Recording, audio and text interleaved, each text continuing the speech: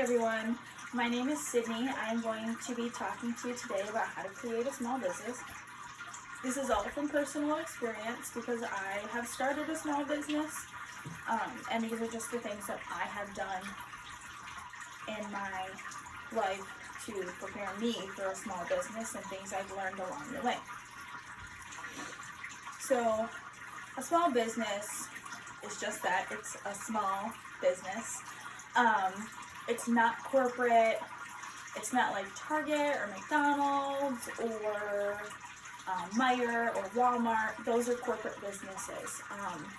Some examples of small businesses would be like little mom and pop shops, or someone who has an Etsy business online, who makes the stuff in their home and sells it. Smaller stuff like that. These businesses often don't make as much as the corporate businesses because the corporate businesses are so large and so vast and have so many branches. And small businesses are often run by a small amount of people. So it could be run by one person, or it could be ran by a team of people, depending on the small business and what they're doing. Small businesses can also be hard to run as they don't have corporate guidelines to keep them on track, and you're basically figuring it all out yourself. So the first step is to refine your idea. So you may have a general idea of what you want to do with your small business, but there are some fundamentals that you might want to think about.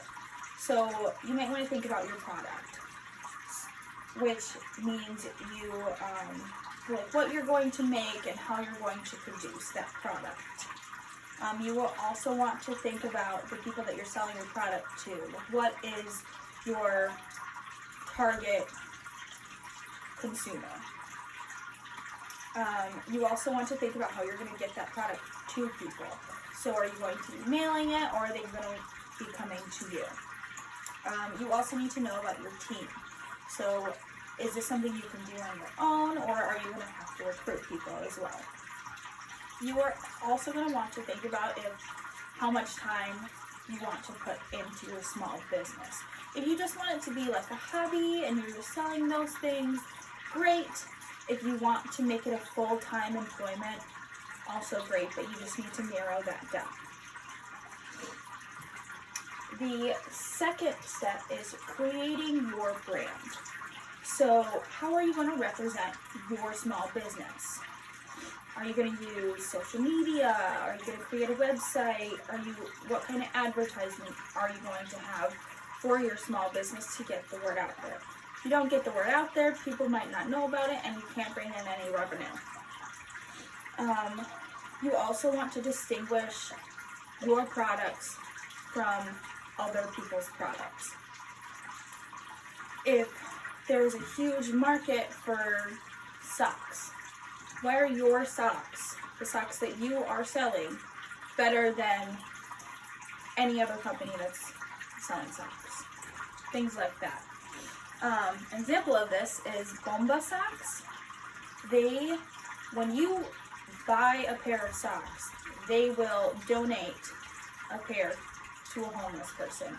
So essentially you're buying two pairs, but they are donating that pair to another person. And that's specifically what distinguishes them. That they are known for their outreach in the community. Same thing with Toms, the shoes. They do the same thing. They'll give shoes to kids in Africa when you buy a pair of shoes. The third step is funding / a financial plan.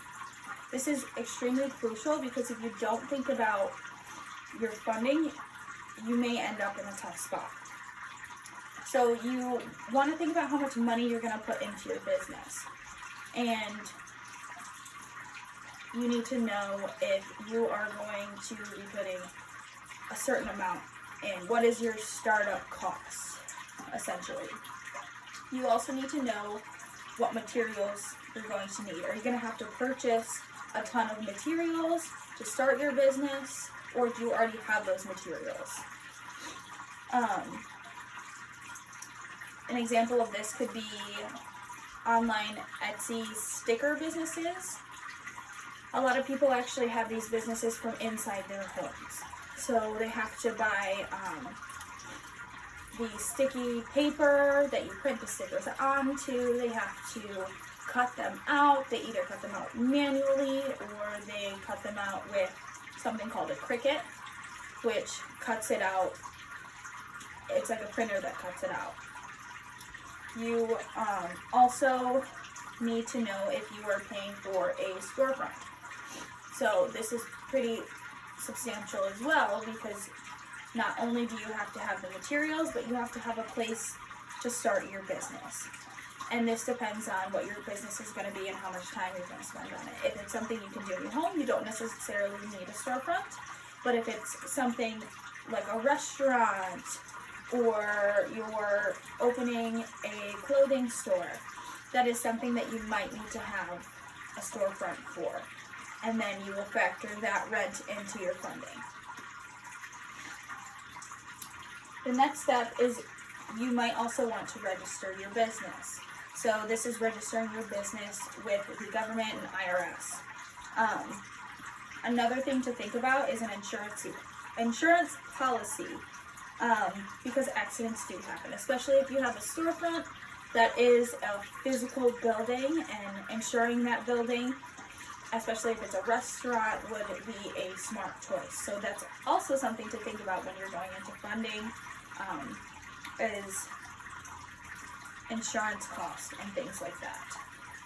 If you don't insure your small business, then you may end up having to start all over again and going into debt.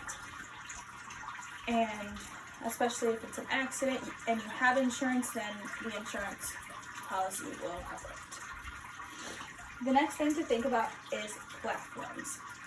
So platforms such as online platforms, so this could be Facebook, Etsy, Instagram. You can have a website, something to get your products out there and out to the public. This isn't something that you necessarily have to do, but it's nice if you're going to have an online business to have a online platform, because without an online platform you can't sell your things. But if you're planning to do in store, you don't necessarily need to go online, but you can also do both. So if you have a in-person store, you can also have a website for people that can't make it to your store. And those are just a few things that I wanted to talk to you about starting your small business. Thanks.